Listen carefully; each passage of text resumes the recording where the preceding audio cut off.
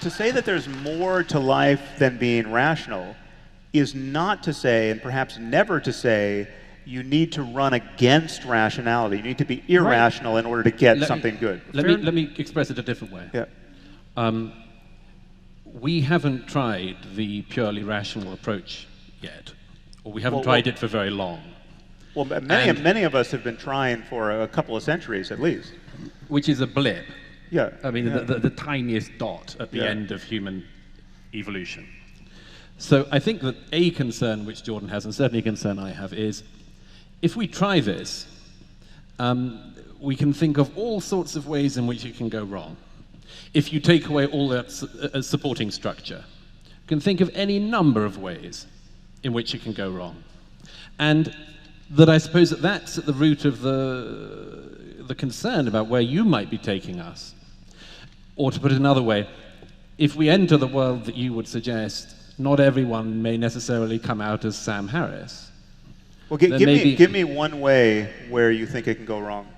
And again, we can't forget your caveat, which you started with. What if you're not very smart? Right. Well, no, so I don't mean. So then you're basically saying that the stupid people need their myths. You know, we smart people on stage don't need them. Right. But well, I actually am saying that to some degree. Look, if you're not exceptionally cognitively astute, you should be traditional and conservative.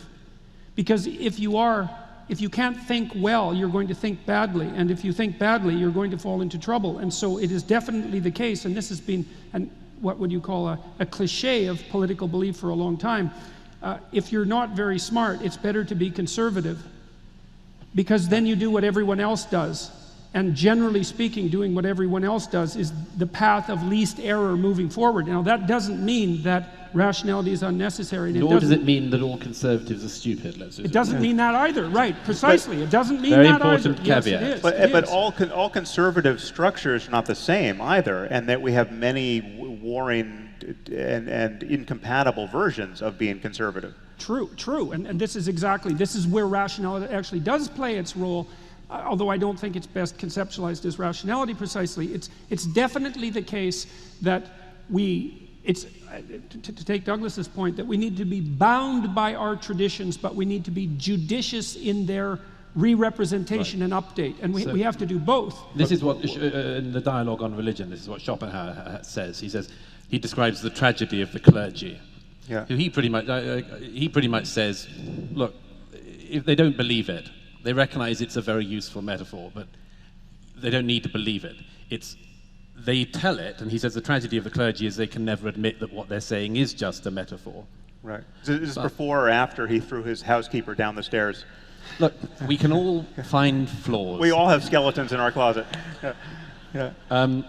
But yes, there is a way in which religion is what he describes as philosophy for the masses. And that if you recognize that most people are not going to spend their lives studying philosophy, they're not going to be reading about the differences between Leibniz and Kant, that religion has to do. Now, I'm not saying that I agree with that particularly, but there's a heck of an argument within there, which a lot of people will be living their lives in. I don't think it's a good argument if you recall or just imagine what it's like to be a child, especially from the perspective of being a parent. I have two young girls, and they're very smart young girls. They're smart, but one of them is 4.5 years old and knows almost nothing, right? So she knows what I and my wife and our society tell her at some level. At what point is she going to think for herself about these fundamental questions? And she's currently spending half the day dressed up like Batgirl or Catwoman, right? So if I told her that these superheroes were real, she would believe that for the longest time. And if we lived in a cult that thought they were real, or a whole society that by dint of its geographic or linguistic isolation managed to maintain a conversation about, in this case, Batgirl and Catwoman, that they were real and that it was absolutely important to honor them, and you'd burn in hell if you failed to do this. Well, this would be, we would be meeting fully grown adults do you think that who believe this sort of thing. But it seems to me, Sam, that you bring up the superhero thing quite a bit, so I think I'll go after that directly. Yeah. So then I want to. I love superheroes. Okay, so you make the case in A Moral Landscape that an ideal is real. Because the ideal that you define an ideal is real, and the ideal is whatever maximizes well-being and gets us away from hell. You said not only is that real, you also say that's the fundamental axiom. That's the claim in The Moral Landscape. So you do make a claim that there is a real ideal. And I would say... I wouldn't necessarily put it that way, but there's we are in a circumstance where things can matter, right? Consciousness is the condition in which things can matter, where there can be a range of experiences, some of which are very, very bad. If the word bad means anything, they're bad. And some of which are very, very good, if the word good means anything. And we are navigating in that space. We can't help but navigate or seek to navigate in that space. Right, absolutely. And religion is one form of conversation about that navigation problem. And I would argue let's go back to the ideal. Often diluted one. Well, Jordan rolls his sleeves up. Batgirl. He means business now. Batgirl.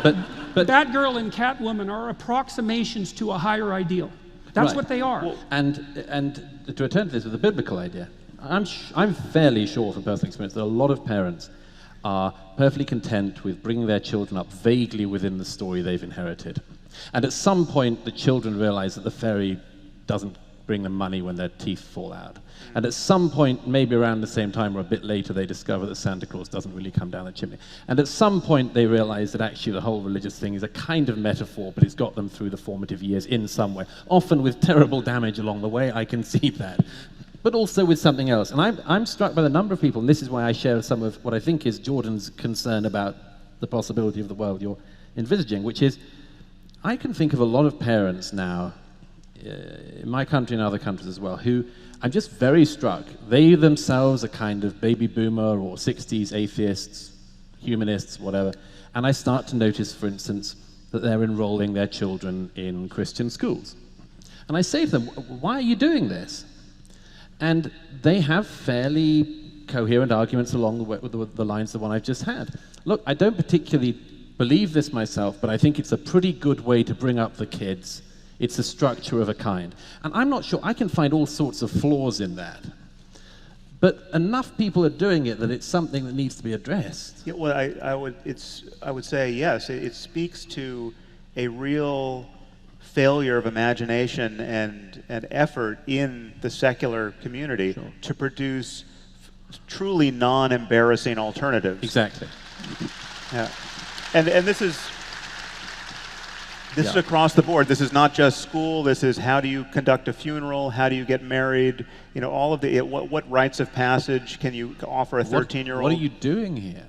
What are we doing here? Yeah. Just to be the first people in history to have absolutely no explanation for what we're doing at all. Yeah.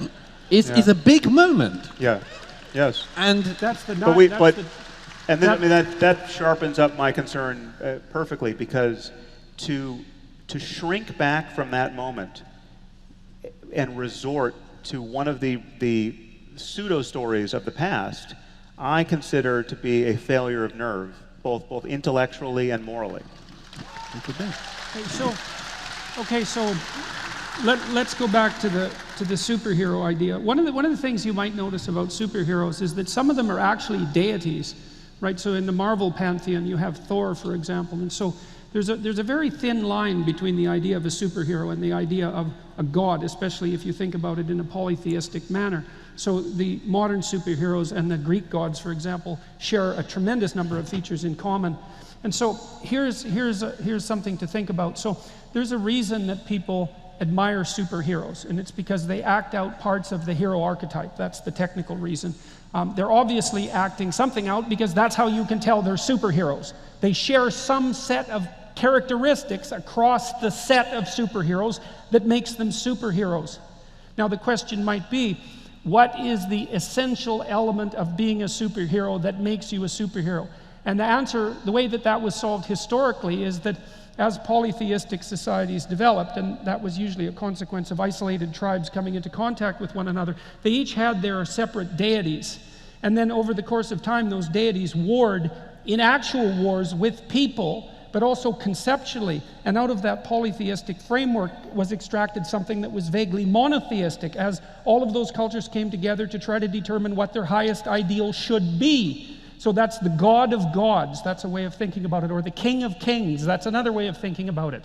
And that's an implicit ideal. Well, and you could make the case that there's nothing more... Tell that to the Hindus. You tell that to the Hindus. I mean, we've got 1.2 billion people, or maybe it's 1.4 now, who are operating in a religiously saturated system that does not conform to that ideal. There is no one on top of it all. Well, they're still associated. Arguably, there's three on top of it all, but well, there's still an attempt to generate that polytheistic, to integrate that polytheistic reality underneath a single rubric, or you have nothing but continual dissociation of the culture. And I'm not saying this is necessary. That's a pretty good description of what's going on in India at the moment. Well, I'm not saying that this is inevitable either. And there is a tension. The problem, this is Nietzsche's observation, and Mircea Eliade as well, the problem with extracting out the highest God from the panoply of gods is the ideal becomes so abstract that it disappears. That's the death of God. And Eliade has tracked that phenomena over multiple cultures. It's not something that's unique to the West. So the danger of that abstraction is that it gets too abstract and disappears and leaves us in the situation that Douglas just pointed out. Can I throw us back to the key issue of Elton John's glass, which you came up with the other night? Because there's something I wanted to add to that. If perhaps you'd explain why I said Elton John's glass just now. Well, it came back to this question of what makes something valuable, and I used as an example in Vancouver on one of those nights. If I had a glass here, which I said was actually it was the glass that Elton John used the last time he played in this theater, suddenly it seems to be a more valuable glass. And then Jordan and I argued about just what the status of that value was. I don't know where you want to take this, but yeah. Well, it's just one thing in particular, which is that the whole issue of what it is you give value to, and let's say that glass was demonstrated for a time to having been drunk from by Elton John at his final concert or latest farewell tour, whatever. Yes. So that's already a glass with some meaning. Let's say that over the years, the whole attribution of that glass becomes debatable. But over a long period of time, a lot of things are going to have happened around it, and to stretch this to breaking point, possibly. Let's say at some point people lose their lives over whether that is Elton John's glass or not. Well, let's say that people start to lose blood. Let's not just say that. Let's recognize that is the world we're living in with respect to other religions. So the problem is that we end up, when we're talking about religion, it's the same thing when you're talking about land. You're not just talking about any inherent worth. You're talking also about the worth of things people have given up for this. Yeah. And so we end up giving the layers of things. Well, no, it's more than that. We inherit more and more layers of the meaning because other people before us have given that meaning to it. So that by the time you have this object, it's an object of worth, even if it's of no worth in itself at all, but because of the amount of worth that people before you have given to it. And that seems to some extent what we're doing with the religion discussion. Yes. Yeah. Well, so that's extraordinarily productive, I think. So, see, when you start with the hypothesis of facts, then you kind of have to define what a fact is. And so I think the simplest way of doing that to begin with is that there's a set of objective facts, and that's the facts about objective reality. You can think about that from a scientific perspective. And we're going to agree that exists, although it's very complicated and difficult to understand.